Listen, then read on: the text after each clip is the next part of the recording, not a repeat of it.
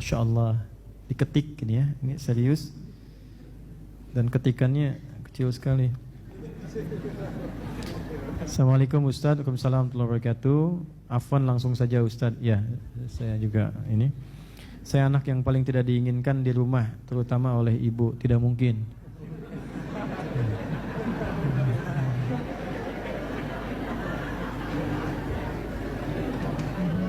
Ya, ibu itu seibu-ibunya tetap ibu. Seibu-ibunya tetap ibu. Sekasar-kasarnya, sejelek-jeleknya tetap ibu. Ya, makanya kenapa disebutkan 3 derajat di dalam hadis, di Quran disebutkan mengandungnya, melahirkannya, macam-macam. Sampai dulu ada lirik tuh. Dulu ada kasidah di era 90-an itu. Kalau nggak salah Nasyidaria itu. Ya, dari Semarang. Ya, ibu derajatmu 3 kali ya, dibanding ayah. Engkaulah manusia yang mulia, derajatmu 3 kali dibanding ayah, gitu kan? Kau mengandung, melahirkan, mengandung lagi, melahirkan lagi. Dan seterusnya. Merawat sampai tumbuh dewasa itu. Dulu bagus-bagus lirik-lirik itu, dan nggak aneh-aneh, nggak aneh-aneh. Kesini lagi ya, saya baca dulu. Mohon maaf, ini mungkin saya tidak baca semua ya, karena hal-hal yang kira-kira kata-katanya agak keras, saya tidak bacakan. Sering sekali tidak diminati di rumah sebelum menikah. Salah satunya umur 5 tahun saya pernah diminta untuk tidak berada di rumah, dan saya seharian jauh dari rumah tanpa makan, akhirnya pulang malam karena lapar. Ya, pernah begini dan begitu. Saya tidak baca ya, saya baca akhirnya saja. Baik, izin saya ulang Pak Ustadz, saya sudah pernah merasakan semua jenis kekerasan orang tua ke anak. Allah sudah beri jalan terbaik, yaitu dengan membuat saya dan ibu saya tidak saling komunikasi seperti sekarang. Maka dengan itu tidak akan ada masalah dan konflik. Bagaimana pendapat Ustadz? Begini. Tidak mungkin Allah menetapkan sesuatu tanpa hikmah dan kebaikan untuk kita semua. Itu dulu. Supaya berdamai dengan hati dulu. Karena kalau hatinya tidak berdamai dengan keadaan yang kita tidak terima, sampai kapanpun itu akan selalu memberikan pengaruh yang tidak baik untuk kehidupan kita. Ya, jadi minimal berdamai dengan hati dulu. Walaupun masalahnya belum selesai. Ada orang mencela Anda, misal, damai dulu dengan hati kita. Kita maafkan dulu. Walaupun dengan maafnya kita, mohon maaf, tidak menjadikan dosa dia terampuni sebelum dia minta maaf terhadap kita. Tapi nanti masalah kita akan dihijab dengan dia. Kita nggak akan kepikiran dia.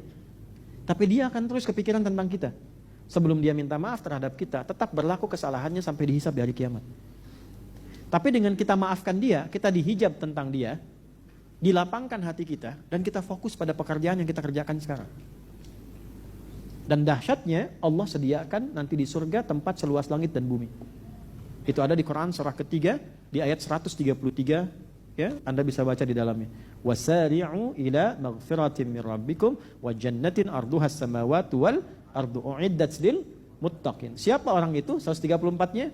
Alladzina yunfiquna fis sarra wad dharra wal kadhimina al ghaidha wal 'afina 'anil nas. Wallahu yuhibbul muhsinin. Kadhimina al ghaidha, berusaha berdamai dengan hati, menahan amarah. Anda sudah luapkan ini dalam tulisan. Kalau sudah diluapkan, tak perlu dipendam di hati lagi. Lapangkan hatinya. Minimal berdamai dengan diri sendiri dulu. Fasenya kan sudah lewat. Kan?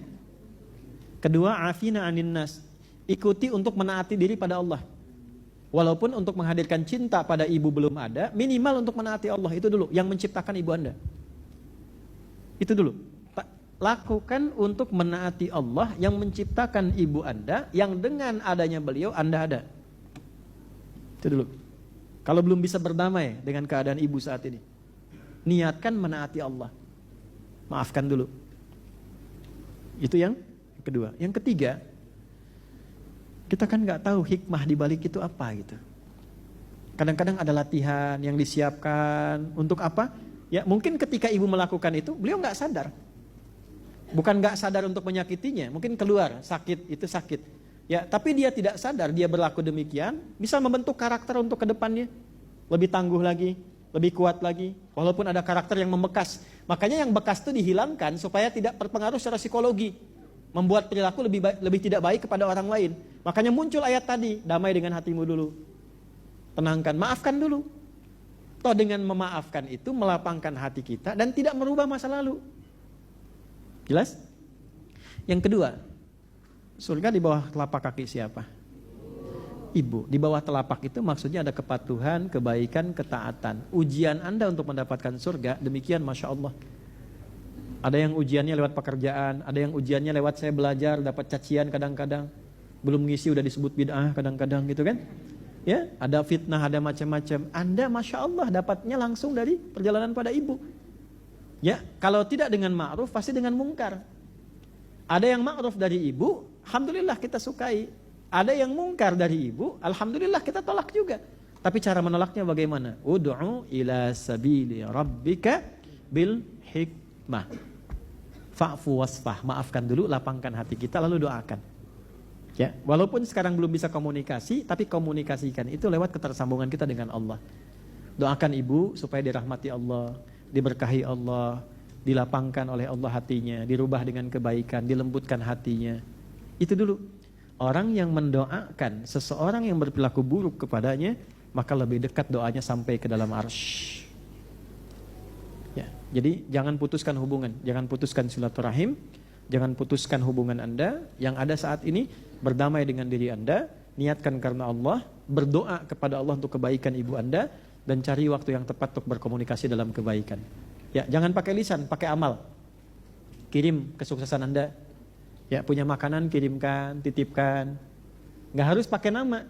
Nggak usah pakai nama, kirimkan siapa kirim. Kirim lewat adik. Ya, doakan. Kirim pesan, walaupun mungkin nggak didengar nggak apa-apa, dihapus nggak apa-apa. Namanya ibu itu pasti sampai ke dalam rahim yang pernah di tempat itu Anda dilahirkan. Ya, karena sifat perempuan itu perasa. Dalam rasanya itu Allah kemudian berikan sifat rahmah. Ya, dan semoga Allah berikan kebaikan kepada Anda dan keluarga.